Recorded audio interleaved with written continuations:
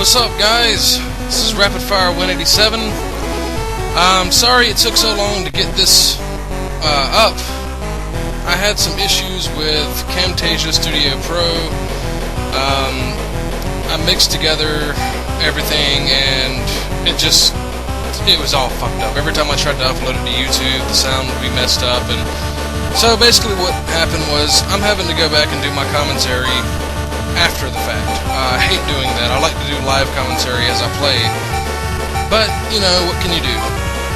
Anyway, what I was doing here was I was showing off the Fame area, because I'm going to send the Big Show to Japan, because he has a C in Fame in Japan, and if I send him to Japan, the fans will recept him over there, and then in the future, whenever we decide to do a show in Japan, he'll be a bigger draw. So, you know, maybe he'll become a B, or maybe an A. He won't become an S in 4 months, I'm fairly sure. I doubt he even become an A, but we'll see. Anyway, the way this game works is you have these 4 different regions. Japan, the United States, Mexico, and Europe. I think it's in that order. Different wrestlers have different fame for different areas, regions. And what we're doing right here is we're just sending a scout to try to find us some talent, and he's probably not going to find shit. And I've never found talent using a scout, but anyway. So, whenever, you know, let's say you have The Rock, which we don't have The Rock because I'm not going to include him in this because he's not actively in the WWE. I might break reality a little bit, but I'm not going to bring back people that aren't actively wrestling and put them in the game. So retired wrestlers and such are going to stay out. Anyway, with The Rock and Stone Cold Steve Austin, they both have S's all across the board. That means that they are as famous as you can possibly get in every area of this game. No matter what country we go to, they're going to be a huge ratings draw, and they're going to draw big crowds. With somebody like Alberto Del Rio, which maybe he's not a good example, I'm not sure what his status is.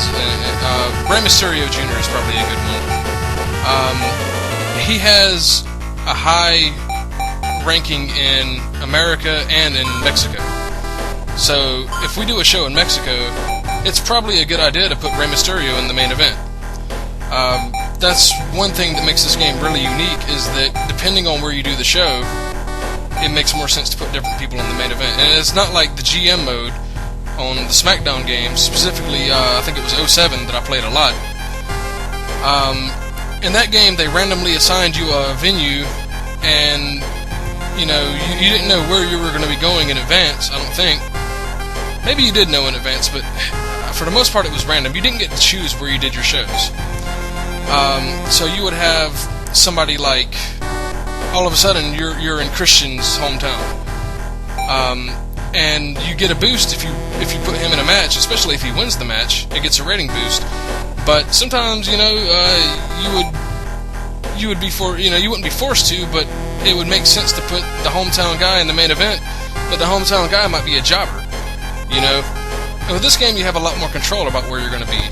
You do have a lot less control over the outcome of matches and such. I mean, you can play the matches, but you know, whenever you're doing the interpromotional matches, you don't play those matches. And whenever you have challengers from like celebrity challengers, as you'll probably see later in the series.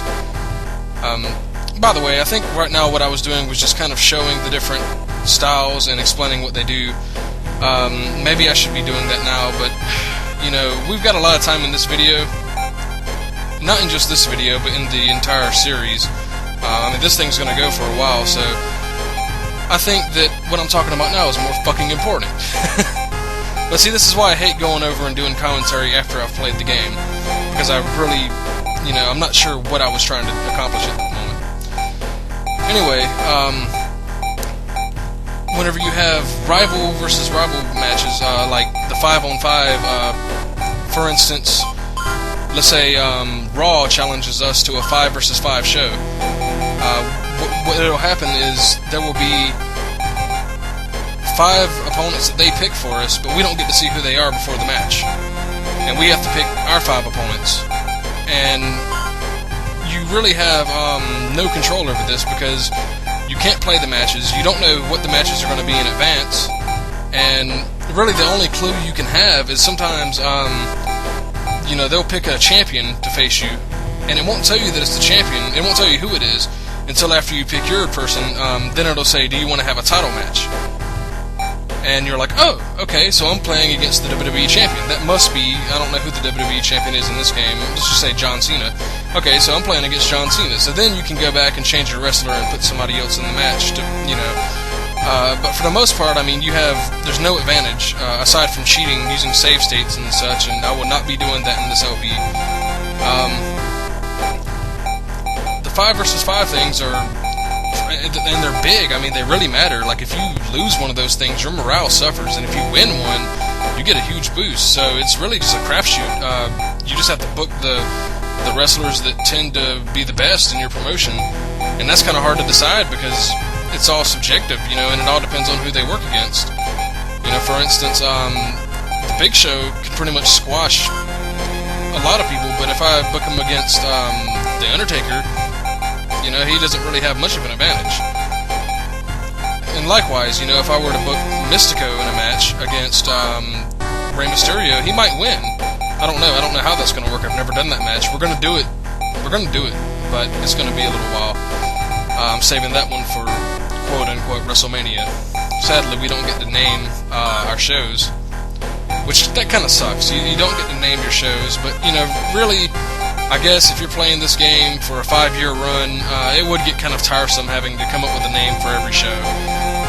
So I guess it's cool to just assume that if it's a Dome show, it's WrestleMania. That's what we're going to do.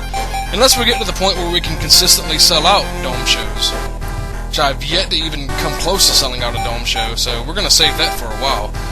But, I digress. Anyway, you can pretty much see what's going on here. I'm booking matches for our second pay-per-view. I think this is going to be a pretty good one. I would try to be careful. I tried to pick the right style for every wrestler. When I put Undertaker and CM Punk in a match, of course I'm going to pick showman style. But if I put, I think there was one earlier I picked where I put lucha style. I wasn't even paying attention to what I was doing. I'm sorry, guys. I'm so out of it. I'm so frustrated with all this work I've tried to put into this thing and make it work out, and my computer just isn't having it, I had some corrupt files and shit. Anyway, you can see here, we got a pretty good attendance. 16,000 people showed up. That's over capacity. I don't know how the hell that's even possible. What, are they hanging from the rafters? Literally? Whatever. I can't complain. This is awesome. So as long as we stick at this, we're going to make some money. And this show should make some money. So anyway, I didn't really have a real purpose behind booking this match. I just know that these two guys are good showman-style wrestlers, and they'll probably work really good together. So that's why I put them in the ring together. I don't have any real big plans for either one of them, unless they just start impressing me with their matches. I'm a big fan of MVP. I really like the guy, but he's not currently in WWE, and Jack Swagger has just been treated such, and MVP just owned his ass. It's another thing maybe I should mention is I just mentioned the MVP's not currently in WWE, but I'm booking him, and I said that I was going to try to stick to reality. Well, the truth is, I'm sticking to the reality of summer 2010 right now. Other than, my signing of Mystico, or Sin Cara, whatever you want to call him. The reason for this is this hack was based on summer 2010.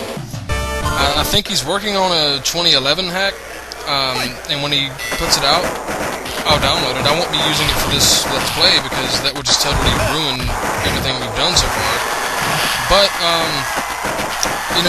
you can't change the rosters other than using the Management of the Ring mode. I mean, you can change the rosters, but you can't change the rosters for Management of the Ring without actually coming in here and doing it the proper way by, trading wrestlers, or not trading, but firing wrestlers and hiring wrestlers.